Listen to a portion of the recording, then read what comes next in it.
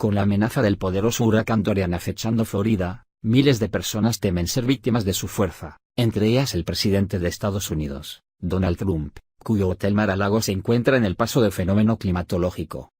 El lujoso resort, que está cerrado por el verano, se ubica en la acaudalada isla de Palm Beach, y el pronóstico más reciente del Centro Nacional de Huracanes coloca a Mar-a-Lago en el sendero de Dorian, que se prevé alcance categoría 4 con vientos de 290 km por hora. El presidente estadounidense compró el lugar en 1985, y ha recibido a líderes como el primer ministro japonés Shinzo Abe y el presidente chino Xi Jinping. Los huracanes han sido parte de la historia de Mar-a-Lago. En 2005, Trump dijo que recibió un pago de seguro de $17 millones por daños causados por un huracán en el resort, pero una investigación de The Associated Press no halló evidencia de daños de esa magnitud. Entonces, Trump dijo que no sabía cuánto se había gastado en reparaciones, pero reconoció que se quedó con parte del dinero. Transfirió los fondos a sus cuentas personales, diciendo que bajo los términos de su póliza no tienes que reinvertirlo.